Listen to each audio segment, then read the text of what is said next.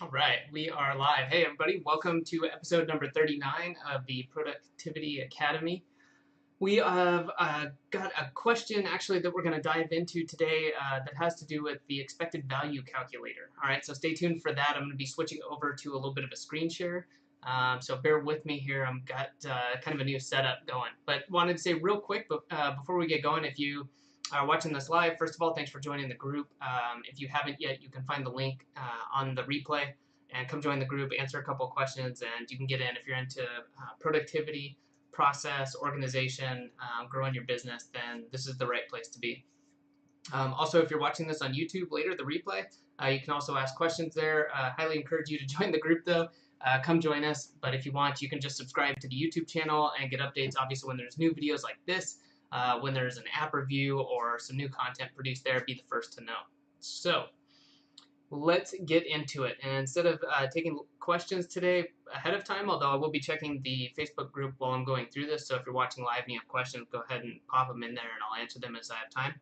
I'm going to switch over and we're going to talk about the expected value calculator. And what this basically is a way of getting all this stuff out of your head when you're starting to be like, I got this project and that project, or whiteboards are starting to look like that, where you got stuff all over the place and you just need to get it down and have a reliable way to prioritize.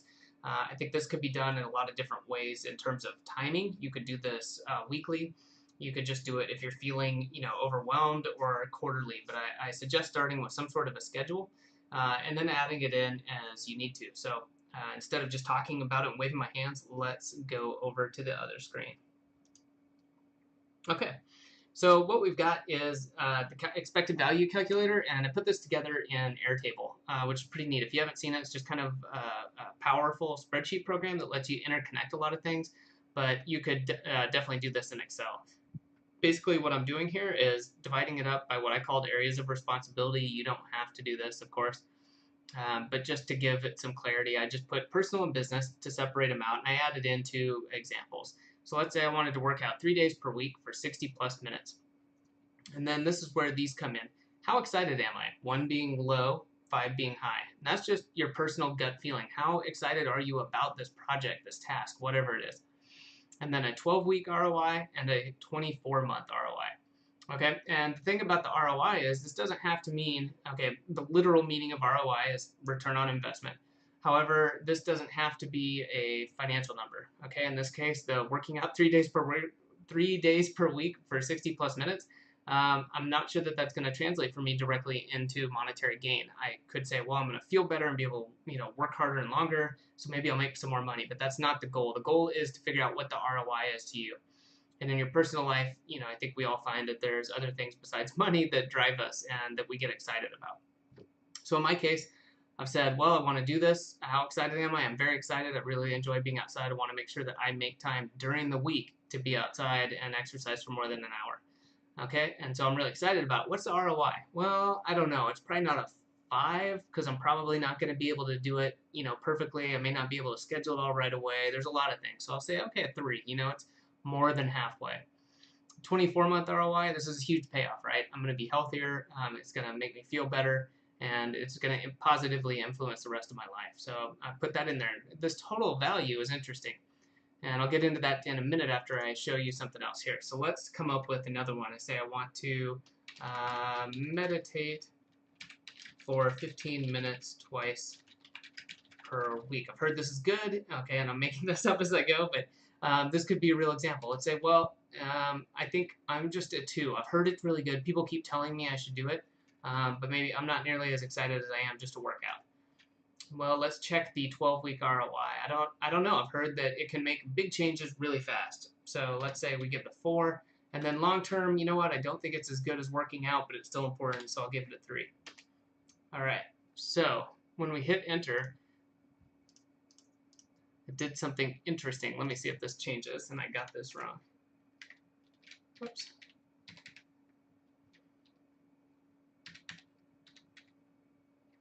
Okay. So that was correct. So what I wanted to show, and I even have myself doubting, is how big this changes with the values, because now I want to go into what this total value is actually doing. So let's edit the description.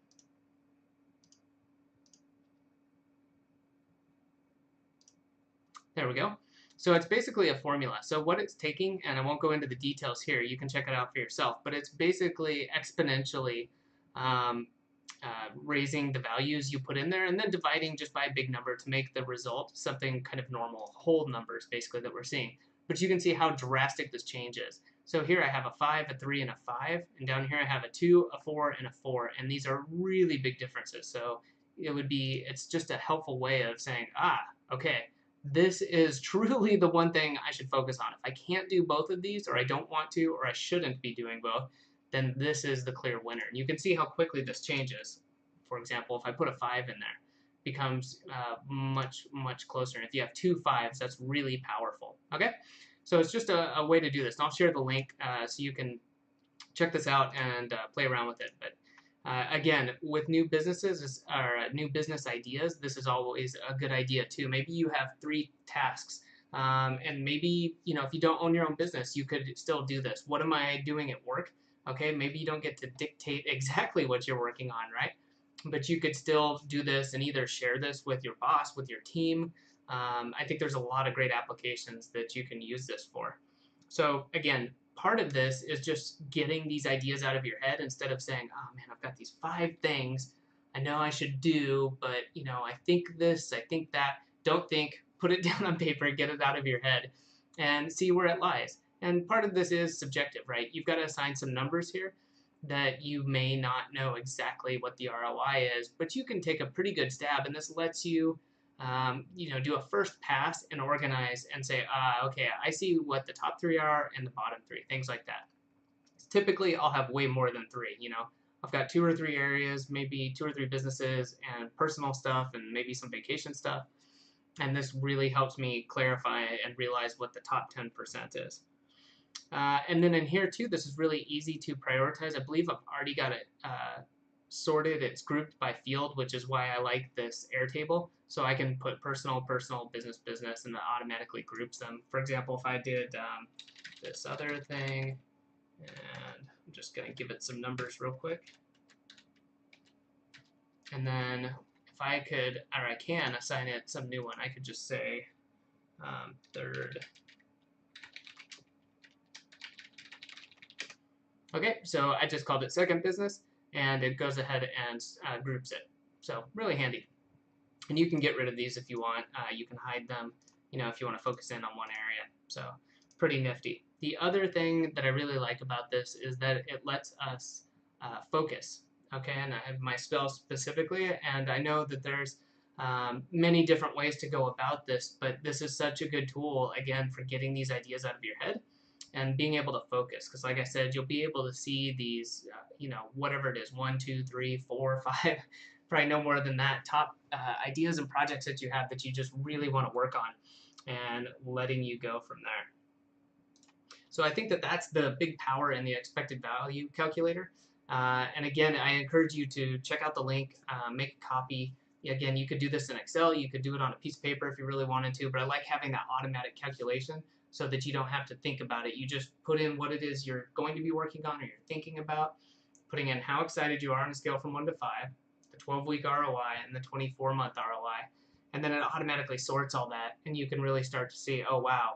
And it's actually surprising sometimes to yourself to see, wow, this is actually what I need to be working on, or what would provide the best results. All right, and then to go back through it and make sure that, maybe you can tweak things a little bit. Don't tweak it to make it work the way you expected it to. But go back through, and like I said, it's a good first pass. You've always got to go back through and say, okay, well, I really want to be outside 6 hours a day, but maybe that's not quite practical, things like that. So if you have any feedback on this, please leave a comment, or if you have another way you like doing this, there's lots of ways that you can go through here, but I really like that this wraps together several ideas of getting these ideas out of your head, which is kind of like what happens with a daily review. Just getting these tasks out, getting and collecting all the loose data, and so you're not losing track of things or trying to remember all that, and then prioritizing. All right, it's just like batching your tasks and prioritizing in a daily review, and then from there looking at, okay, I prioritized, what can I actually do? What do I need to focus on? So Good stuff. Hopefully this helped you. Again, I've got the link in the description so you can check it out, play around with it, and I highly encourage you set a weekly or maybe a monthly time to go through here and fill this out. Make your own copy and populate it, clear it out after you've decided what to work on, and then come back to it again and give it a shot. So hopefully this is helpful for you. I'm going to wrap it up here, and that'll be it. I'll see you next week.